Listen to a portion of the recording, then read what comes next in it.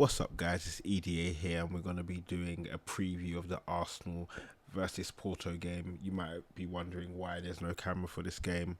Unfortunately, well, I'll probably say fortunately, I've had eye surgery earlier today at the point of recording this video.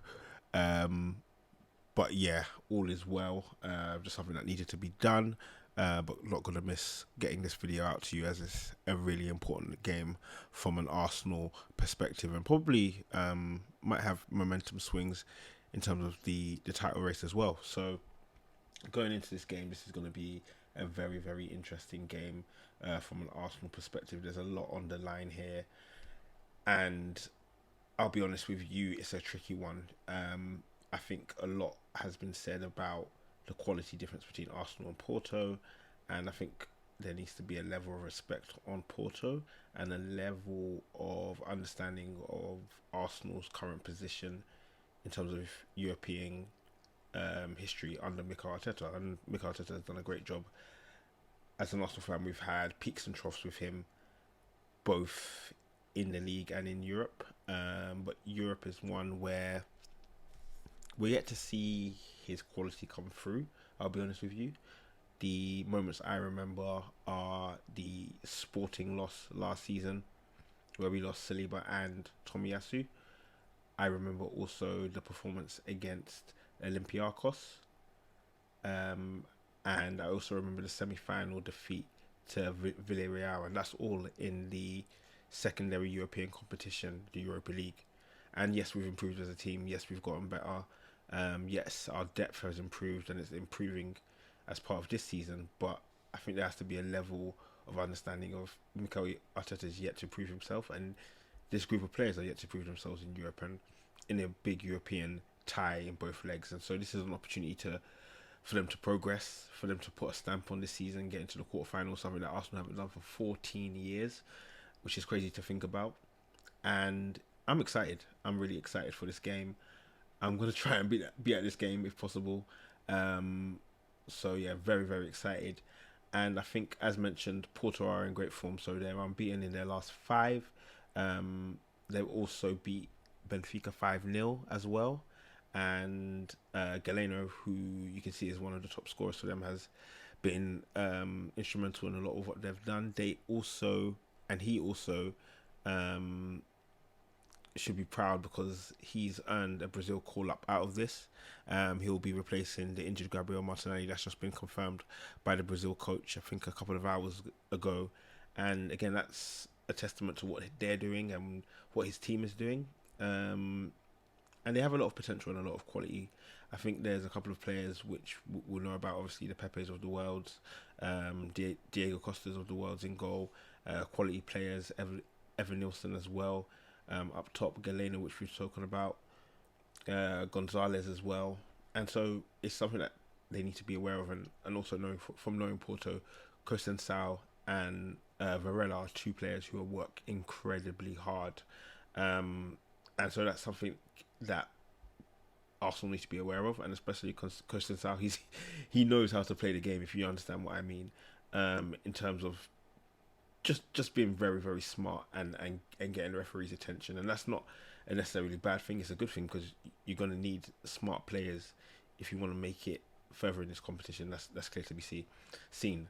Going into the game, you can see FootMob's starting 11. I will be looking at it from a slightly different perspective. So we'll be keeping Raya in goal, following with Ben Wright at right back, the two centre backs of Saliba and Gabriel.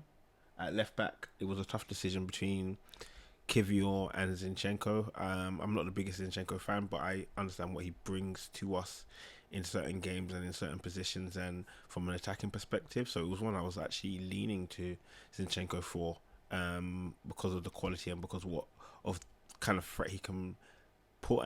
And I would understand if Mikel goes with the mindset of, Porto, I'm giving you everything from the moment go, because if we get a goal in the first 20-25 minutes, as we've done before, that could be havoc for them. So it was a tough decision, but I think in terms of continuity, it's a key thing and a key aspect you have to understand with kind of tactics. When you make one change, what is the knock-on effect for the team. And again, that's something that we need to think about. And the more I think about it, the more I'm questioning this decision. So either way, wherever Mikel goes, there has to be a level of respect and understanding. For me, it's so difficult. I'm going to say put Zinchenko in, and I've just changed my mind even before recording this video. So it's just because the way I'm going to set up the team in my head, he will operate probably better with those players. And that's not saying Kivior won't, but again, from moment go, I think you've got to give Porto both barrels and put them on the back foot and hope you get a goal very quickly to kind of kill them with the crowd and let that momentum take over. In midfield, Odegaard obviously. I'm thinking you'll go Jorginho in midfield and Rice at left centre mid. And then up top, we're going to have Saka obviously at right wing. I think Trossard, again, I think he's a different prospect at left wing. I like him, but again, I'm not saying he's not fast because he's shown his pace at times, but he's not as explosive, as some of the other left wingers that we have. So in terms of Martinelli specifically, and also who I'm going to be going with this game is Gabriel Jesus.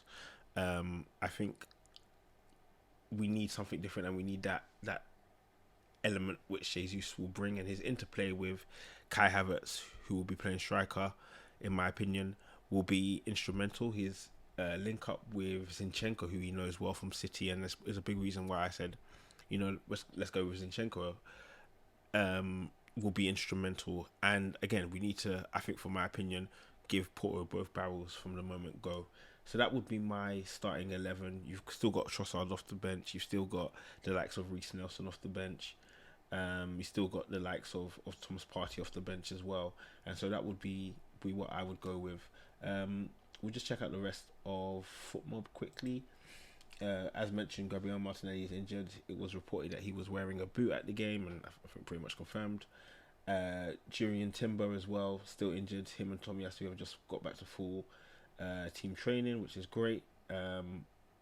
Maracano and Sansu, who both have ACL injuries, I'm led to believe.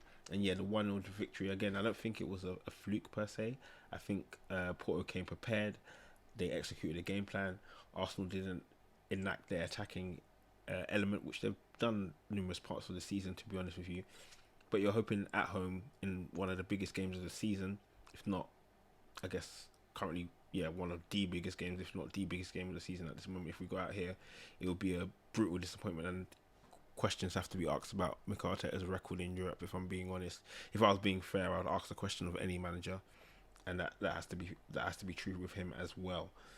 Team form, as mentioned, Porto unbeaten in their last 5, the one draw in the league and the win against Arsenal. Again, Arsenal have been in flawless form since the turn of the year, and long may it continue.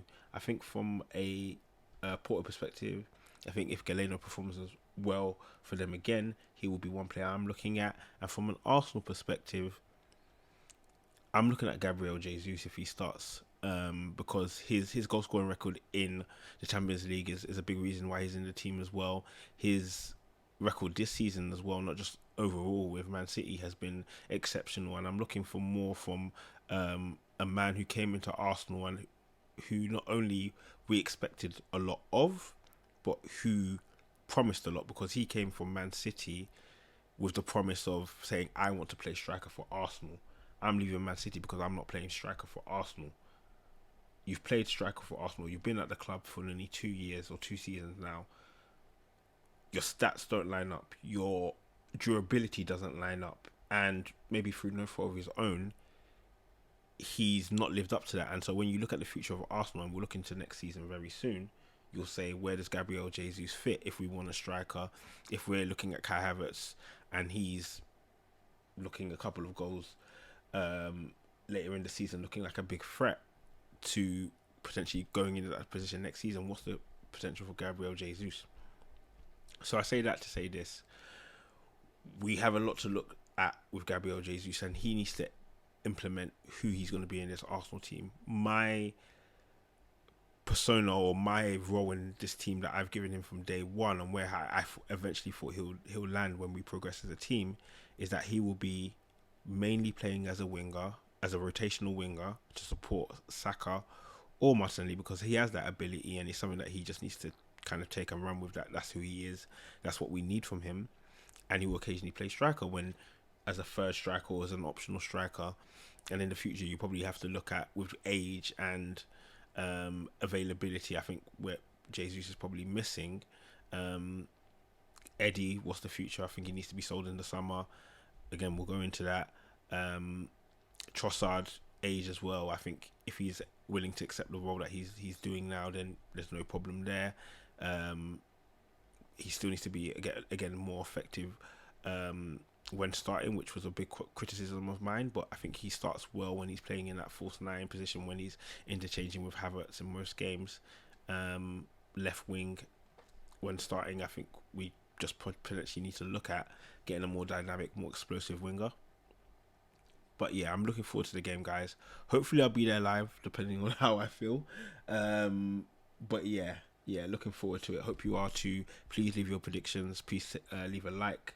And yeah, it's going to be good. It's going to be good.